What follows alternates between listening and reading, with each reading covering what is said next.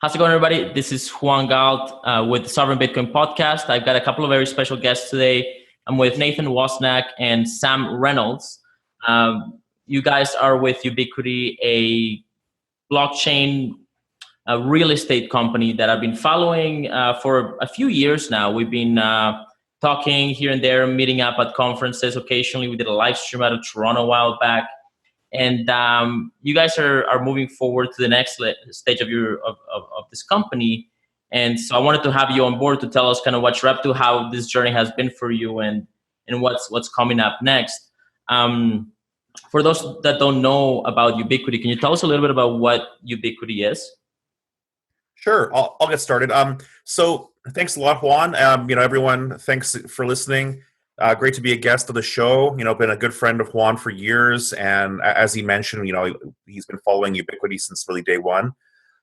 So Ubitquity was started in September of 2015, and I founded it. And so I basically was looking to do non-financial uses of the blockchain. I was part of a project before that, Blockchain Factory, and then we had this little sort of sub focus called iNation, and we were looking at doing things like passport backup services and other kinds of non-financial uses of the blockchain. And so a friend of ours advised us to potentially focus on real estate. And so we started that journey, like I said, September of 2015, thinking it was going to be like a mountain to climb. It ended up being like a Mount Everest level of mountain to climb, just because of the complexity of the real estate system, the terminology, and a lot to learn. And so it's been a journey for a couple of years now, a few years. And we finally got to the point of last year, we finally got our first customers, and they were really large customers, which allowed us to take our Bootstrap platform to the next level. And so now in 2019, we have a patent pending API, application programming interface, and our software as a service platform is called Unanimity.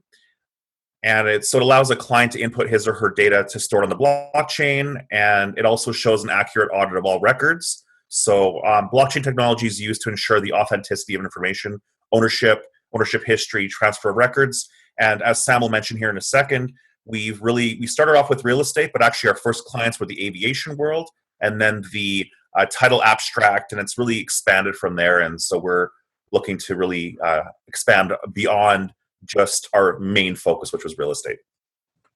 Yeah, and you've given me a sense of the challenges, the kind of trench warfare, so to speak, kind of entrepreneurship that you've had to do with this company, with Ubitquity, because you're entering industries that are very established, right? There's a lot of, they're often highly regulated, and you're trying to bring a new way of backing up property claims and records and doing transactions and identity, basically upgrading the notary system. Can you tell us a little bit about what the notary system is, and let's say the real estate sort of property rights system, and maybe tell us about it in the context of the pilot that you did in Brazil not too long ago, that has gotten quite a bit of a positive press. Yeah, sure. I mean, I'll kind of give a high level, and then Sam, if you want to add to this, so not monopolizing all the time. But I got started getting contacted in January of 2017 by a gentleman named Rafael Missouri, and he was running a land records office basically out of southern Brazil. And he was really looking at testing new technologies, testing the water with blockchain tech.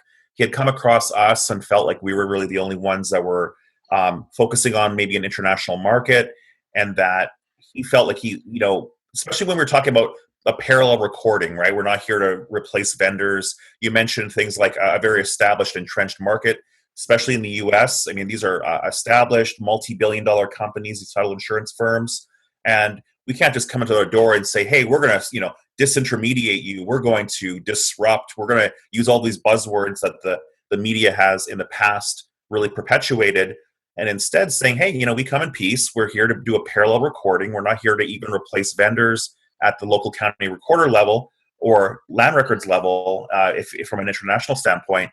We're here to just have a parallel data backup secure data backup, and we want to help you potentially, increase title search time or decrease title search time, increase efficiency, and then just have a secure way of backing up that data. And so we decided to start with Brazil because it was simple. They basically are the recorder of deeds there, so we got full authorization from Rafael's father, who's kind of like the head of the deeds system there. They're kind of semi-private, like they're privately run. They get basically some kind of a license from the government to run it, and then they can run it for a region. So it's pretty cronyist, I guess you could say, corporatist in a way, which is very standard in South American markets. And they did some pilot, like some land records data with us. You might have seen some stuff that was perpetuated through the media. New American think tank was talking about how, you could count the amount of records on one hand. We did several dozen records in various different jurisdictions that were being handled by this land records office. And so we started with that. It was very successful. It ran on our old grandfathered platform, which was using the Color Coins protocol. And we were working with Kulu out of Israel to do that. And our platform ran. It worked. It never crashed. And everything, and I'm proud to say this, like I'm somewhat of a maximalist personally. I'm not speaking on behalf of Ubitquity, but I'm really pro Bitcoin. I like other blockchains, obviously, but I prefer Bitcoin just because it's the biggest, it's the most secure, it's the most recognized and used, and it's the first. And so we did every single land records transaction on Bitcoin.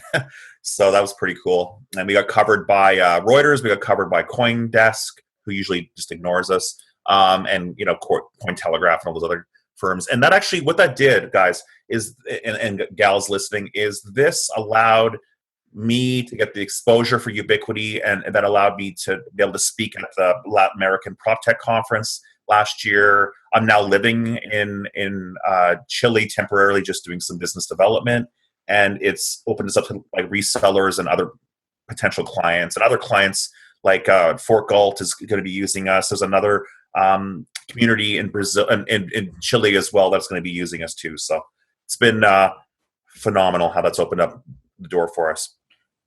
Yeah, that's very exciting. I definitely I want to ask a little bit more about that, but maybe Sam had some comments to that.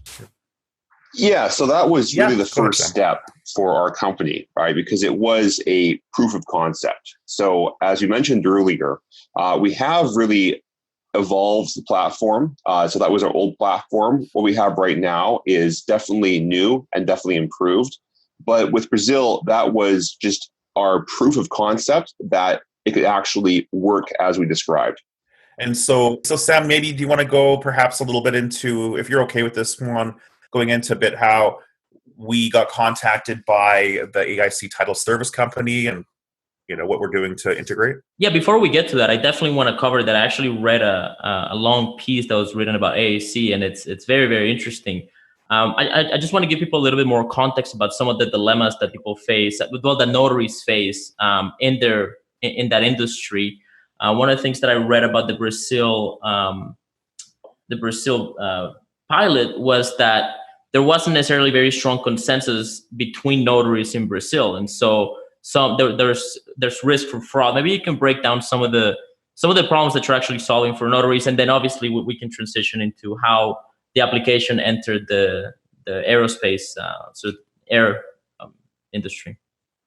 Yeah, so I'll do a high-level overview because if you look at the problem we're trying to solve with notarization and recordation, it's that it takes a lot of time for documents to become so-called legal, right? Now, of course, right now, records on the blockchain aren't legal per se, but our idea is to build up that library of documents because one day we'll have the same weight given to blockchain records as we do the current so-called legal records. So that's what we're trying to solve first, is that issue of time, how it takes to have a document go from paper or from a file to be legally recognized or recognized in some way.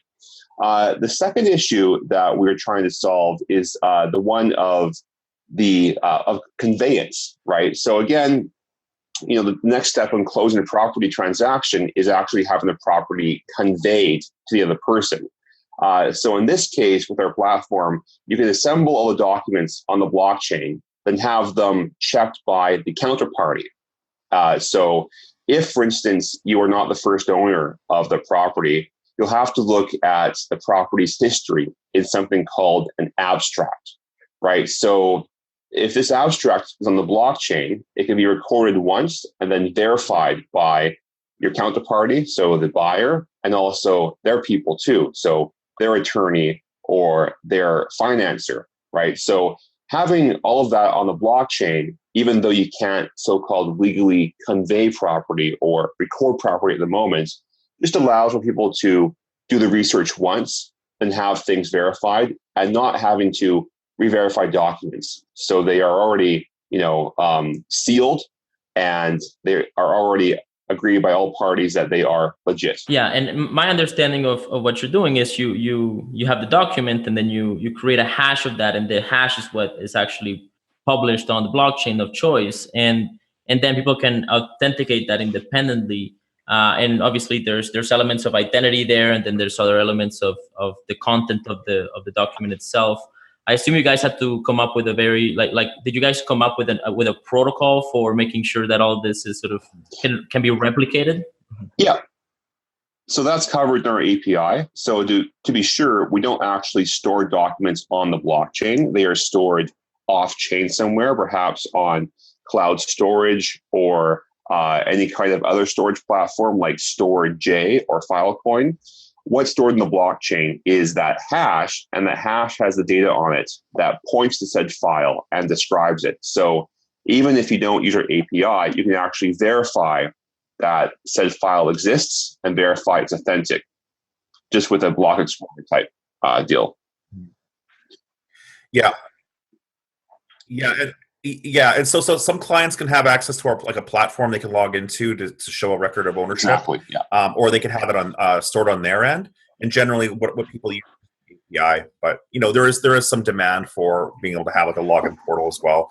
It's one of our clients has that too. So, I wanted to mention that the stuff with Brazil, you'll kind of read positive stuff. You'll read kind of negative things. Like you'll read something from the New America think tank, they're good people and all, but they had their spin and they're like, all these South American blockchain companies have pilotitis, without realizing there's other markets that are being expanded from the private sector standpoint as a result, and there's a lot of other folks that are doing some things in Peru. There was a new pilot that was started with the government, and we're working with some folks that are really highly connected to the Chilean government and also have connections in Brazil. So we're getting there through other means, through resellers that would just white label what we're doing, people who are kind of boots on the ground that are locals.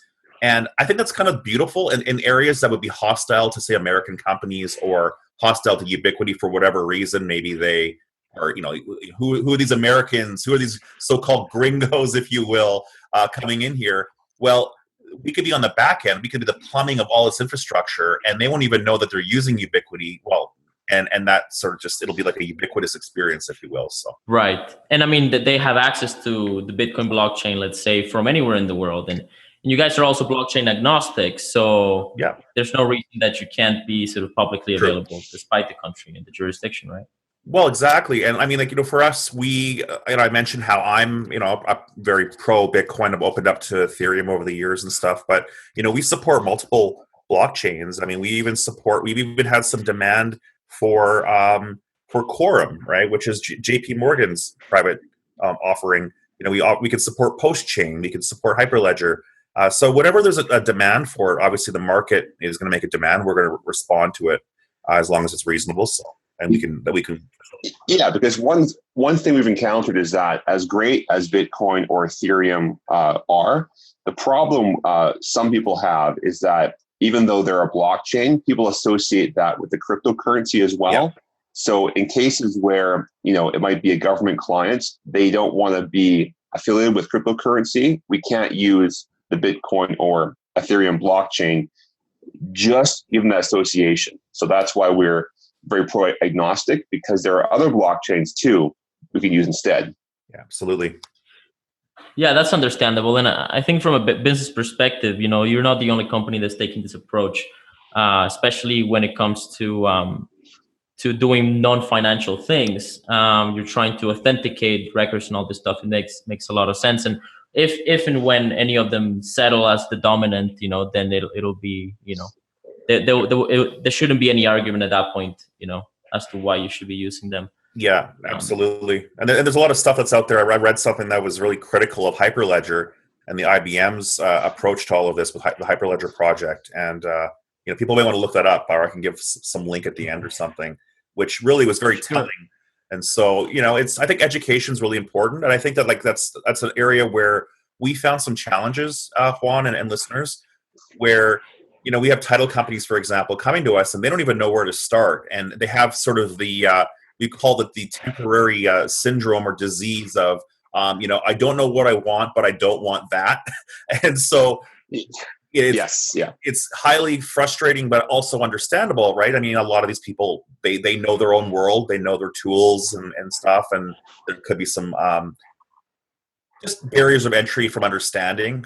And so we do our best to we're going to start having webinars. We're going to be more public facing. I think a lot of our competitors and even non-competitors they do a better job of being public facing. And so we are responding to that. We did an interview with Wes Williams, who is a attorney, title insurance attorney of 26 years. He's also an advisor to Ubitquity.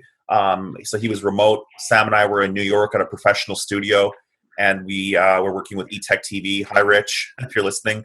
And we did a fantastic job, or definitely Wes did a fantastic job explaining different ways title works and how some of our products work, like Smart Escrow and Block DRS. So I think that's a good start. And what we're going to do is we're going to start having paid webinars with specific, knowledge that various industries that want to work with us would use, and they'll help us sort of bridge that gap of understanding. So make it easier. Right on. So let's move on to AIC. I have a quote here from an article on vanguardlawmag.com, which maybe a little bit of an old article, I'm not sure, but it really told a great story of this company, which you guys have been working with for a while now. And it says that we're closing aircraft transactions, and think of all the data we have to safeguard. Marshall says, we hold the money for plane transactions and all the documents, leases, and liens. Hackers look for the weakest link, but they won't find it here. So this is a company that focuses on bringing new technology to certain financial aspects of airplanes and the ownership of sort of jets and so forth. And they're also using your firm to back it up on top of blockchain, right? Yeah, sure. So like real estate, an aircraft is a high value item, right? So we've applied our technology to track and help in the transfer of the title of aircraft, because they also have titles and there are other stakeholders that have to look at said title. So for instance, with aircraft, the FAA has to know, okay, who owns this aircraft? Where's it made? The flight hours, so on and so forth. So it's highly important that they have that data available, and also that everyone trusts that data, because an aircraft's value is based upon, the hours flown, for instance, right? And so if someone tries to fake that data, they can, misrepresent the aircraft's value. And so with the blockchain, you can't do that anymore. So once AIC has the aircraft's data, people have confidence that it's accurate. And so that gives a lot of confidence back to that marketplace, and doesn't allow people to come in and try and, fake these pertinent data points and give people the wrong impression about their aircraft's value. Yeah, that's a big deal.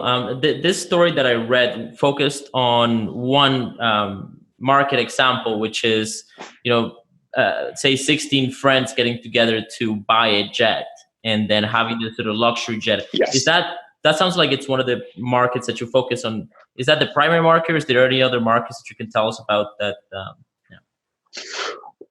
Well, we don't focus on any markets but AIC, right? So AIC has their different offerings. One of them could be that fractional reserve ownership of an aircraft, or simply just aircraft title transfer. what we give them is the plumbing Gotcha. to make sure that works. Yeah. Because so AIC is basically, just to kind of give a background, they're an industry leader in aircraft title search, escrow industry, and facilitating aircraft registration, documentation, lien clearance, escrow services, and title service. And so they're one of the most respected ones in the U.S., based out of Oklahoma City. And so they offer a lot of different things. And so they have this aircraft closing room, which really we're attaching the blockchain component to. So it's pretty exciting stuff, right? Because anything that they register on their end, they send us the hash of that data. They're obviously handling it in a very secure and protected manner on their end.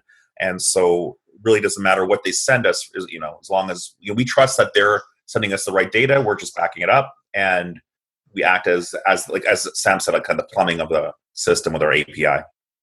Mm-hmm.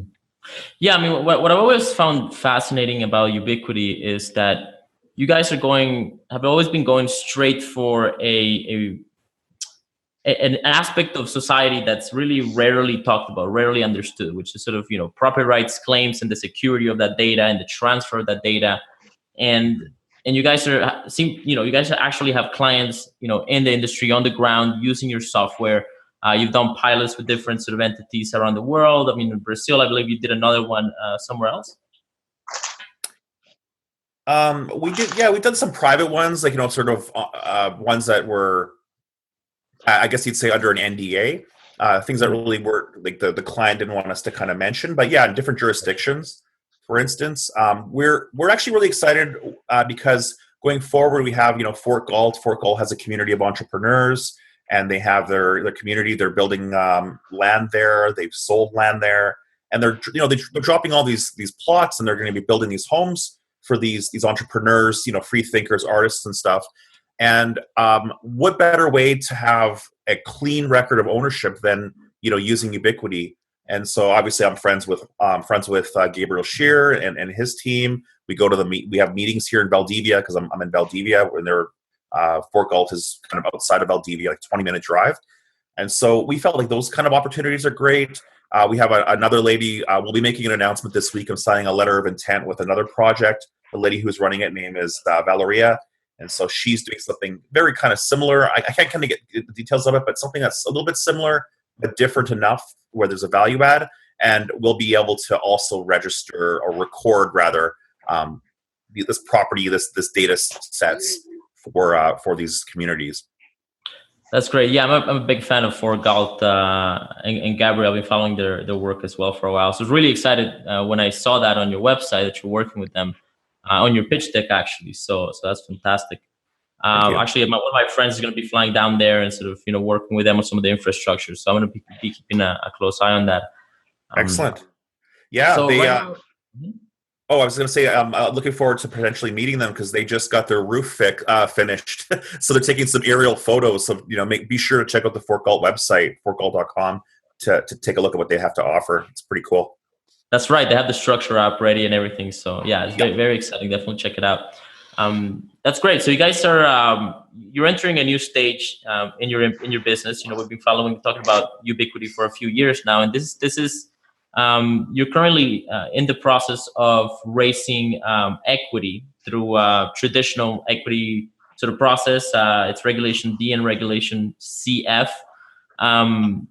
Being a crypto company, or a company that comes from the blockchain industry, can you tell us a bit about why you decided to go through such a let's say a legacy kind of path, a traditional path, instead of, say, launching a utility token or some other sort of cryptocurrency token? Sure. So how about this? I'll start with the disclaimer. We have to do it. Ubitquity is offering securities under Regulation CF and Rule 506C of Regulation D through SI Securities LLC, or SI Securities. The company's filed a Form C with the Securities and Exchange Commission in connection with its offering, a copy of which may be obtained at www.seedinvest.com/Ubitquity/seed. I have to say that the SEC requires that, I believe. So, but Sam, if you want to go into a little bit about why we just, I could go on all night about why we did do that, but I'd like to get your perspective, I think, as to why you. Yeah, for sure. So we chose this. Well, first of all, let's be sure this is not really a legacy method. So the reason why we can actually solicit funds from the public for equity is thanks to a thing called the Jobs Act. So back in 2009, as we all know, it was the recession, right? You have the worst stock market crash of this century, save for the Great Depression. So banks stock were down, industrial stocks were down. At the same time, it was 2009 and you had all these startups on the market. You had the app ecosystem starting. You have all these hot startups, but you could not really invest in them unless you were a venture capitalist or you were accredited. So that means being wealthy. So over the next few years, Congress worked out, just how you could expose the average person to these hot little companies. And from that came the Jobs Act. And so the Jobs Act has provisions. One of them is called Reg CF that allows for people to crowdfund for equity for their startups if you follow all these rules. So while we are working with the SEC, which is a very old institution, what we are offering is a very new method of raising capital. The other thing is, we chose this method because it is legal, right? We are working with regulators and not against them. Because as great and sexy as an ICO might seem, it is not a legal structure, save for a very few limited circumstances. In contrast, ours is. So some of our competitors, all great people, chose to go through the ICO process and go that route. Well, the problem is that exposes their companies to a lot of liability legally. And secondly, it makes their product dependent on the quality of their network and their token strength. So should there be a massive token crash, for whatever reason, they would actually be at risk, because if their token becomes less valuable or not valuable at all, their network, goes down the hill and they put their product at risk. Whereas, with our company, going the legal route and working with the SEC, right, working with regulators, we have the option to raise capital in a totally clean fashion. And so it might not seem as, exciting or as sexy as ICOs were back during the boom of 2016, but it's going to be a legal method that will hopefully, raise us capital in a very clean fashion. Yeah, absolutely. And I've always been really scared of the unknowns, like the second order unknown of what if there's legal implications. Unregulated fundraising schemes and financial instruments through ICOs. I just wasn't sure how things would go, and sure enough, the SEC came down and fined some of these companies and took back a lot of the funds. So we've kind of avoided that, or we've completely avoided that, which I think is great and allows us to focus on just innovating, allows us to focus on the clients. And actually, another reason worth mentioning, the reason why we focused on Seedinvest is it allowed us to focus on what we're good at, which is innovating, getting new clients on board, just getting the word out there. And Seedinvest has been fantastic. They've been very white glove and hands-on, and they've helped us navigate all of this whole world. So we definitely thank them, and it's been the fundraising has been very successful so far. Yeah, and just to touch a little bit more on that, sort of the different path you guys took, which I find to be an excellent example of strategy, I think, and hopefully it'll pay off for Ubitquity. When you launch a token or ICO, you now have to you have to do a bunch of marketing, which you guys are doing anyway, right? And marketing is necessary nonetheless. But then you also have to have a Telegram group where you have a bunch of people that now have tokens that maybe don't know how to use them when they don't understand technology, right? And so now you have to build out a branch of your business, which is the customer service, to deal with all the tech support questions of all these people that are using this innovative cutting edge technology to raise funds to give you money, right? And I find it so funny and so sad in a way, right? How much energy that takes from companies. And And I guess we'll see, Yes. where it pays off and where it doesn't. Your thoughts? Well, yeah, I'd agree with you. I mean, there's a lot of frustrations regarding, the Telegram groups or Slack groups that a lot of these companies use or other platforms, because you do have to have a community manager. The community manager has to be, one, very knowledgeable, and number two, able to take criticism, because you're going to get thrown tons of stuff from trolls, tons of stuff from people who are just paranoid. The market goes up and suddenly they're freaking out. The market goes down, they're freaking out even more. And then you have competitors on there trolling. It's really like a lot, as you mentioned, to take on. And not having that is great, right? Having a lot of these people who are vetted already through Seedinvest, have accredited investors who aren't going to be on there causing problems. And then we don't have to have like I don't feel indebted to a bunch of the public who I don't even really know, people who may not even know what we're doing. And or people who are just doing it to pump and dump, right? Like there was a huge problem in 2017, and where you could have people, they just want to buy the tokens, and they just be selling them through markets, right? Pump and dumping it through exchanges. Well, what value does that bring? How does that help the company? It doesn't. It actually hurts a lot of people. It's speculation. It's the worst kind of speculation, because you're not even really doing it for the best interest of anything except for just greed. So. Yeah, I think it was Bloomberg that had a piece that researched actually how many ICO projects, A, fundraise successfully, and B, from that fundraise, built a real product. And I don't recall the number offhand, so I have to look it up. But it was, a very small number. So at most, it was perhaps a handful of companies actually did the proper fundraise process and then built something. The reason why is because there are no consequences for these ICO firms to not build something, right?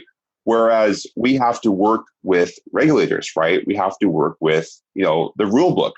And so these ICO guys, they can have some kind of sketchy offshore company in a, low tax jurisdiction or a jurisdiction that is very shady, put the funds there.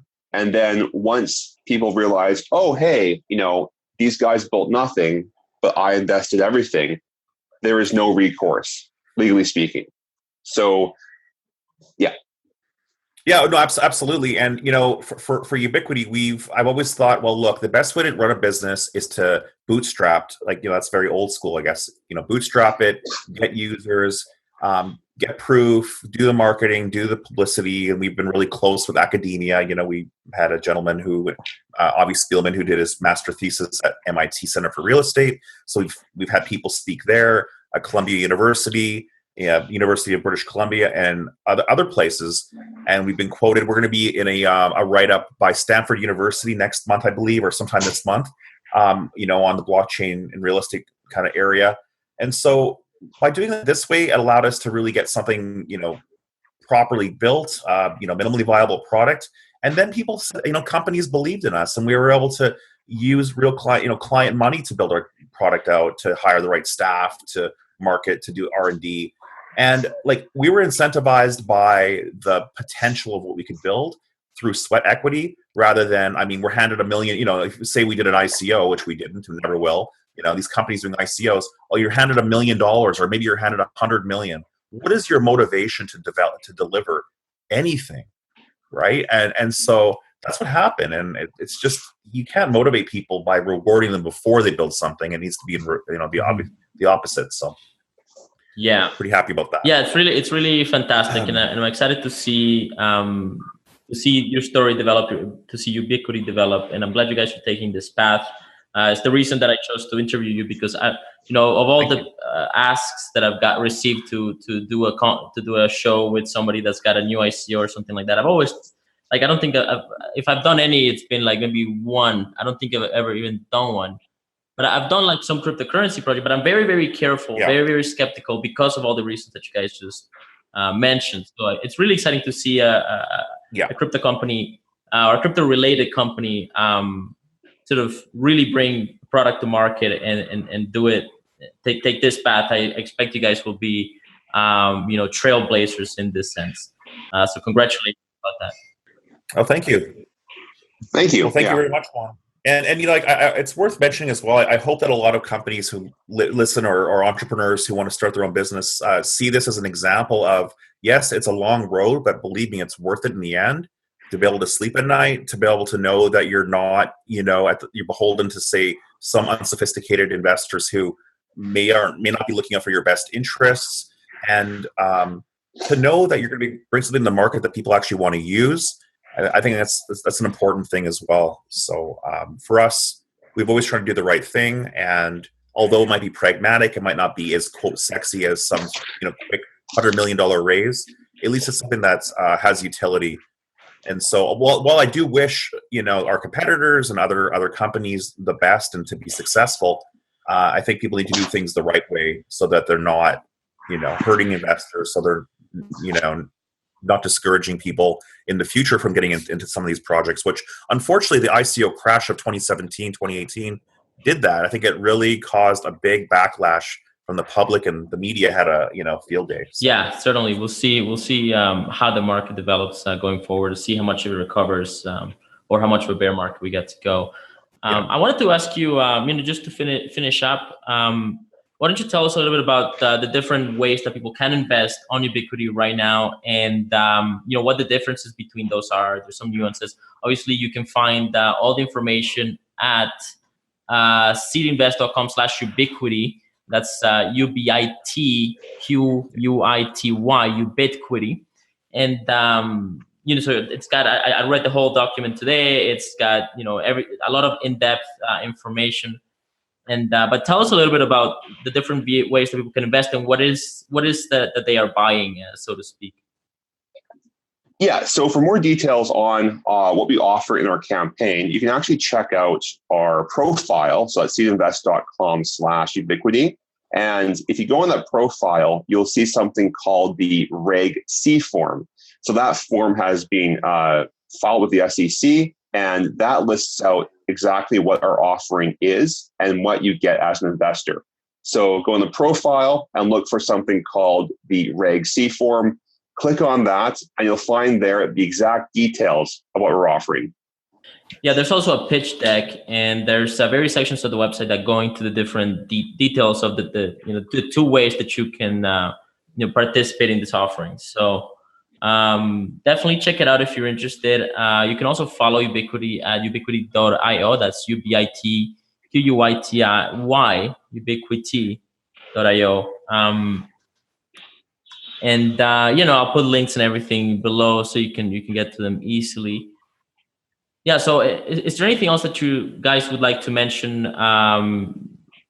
Before we finish our conversation. Yeah, absolutely. So we have a new product we've launched recently called Smart Escrow. So you can learn more about that at ubitquity.io/smart escrow. So it has information on pain points, how we integrate with the title industry as well, and it has details on trade integration and our UX UI, as well as details on how our platform helps with mitigating wire fraud, things like that. And then we have block DRS, so that's document recording services, and it goes into the pain points about how the existing system's slow and cumbersome, and how we help add basically more efficiencies to the recording and conveyance process. We'll actually be doing an update to the block DRS site here very shortly, and opening us up more to the general market. So the DocuSigns of the world, the document recording side of things, and allowing us to really allow many different industries besides the ones we're working with now to be able to record. And so we'll have a different pricing scheme on there as well. And so just be sure to keep your eyes peeled. So ubitquity.io/DRS, and it has a page called Block DRS. Besides that, I just really encourage people to keep watching what we're doing. We've joined new organizations like Rezo, the DLGA, and Fibri, and they're just different organizations that we're helping as well to kind of bring blockchain to. And we're doing lots of innovation over this year. Obviously, after our fundraising is completed, we'll be able to innovate, hire more people, do more R&D, and just expand this dream of ours. Fantastic. Well, thanks so much for coming on the show, and thanks everybody else for watching. You can find all the links below, everything that you need to know, and I'm really excited about this. You guys are doing really well in the fundraise, and your company. I just really like the market that you're going for. Especially very exciting that you're looking at expanding into what DocuSign is, which is actually like used. Like I've actually had to use it, and there's a lot of people that use it. It seems to be kind of normal. So that's great. That's actual real sort of bringing contracts into the digital world, and that's very much what this whole industry is about. So absolutely, best of luck. Okay, thank you so much.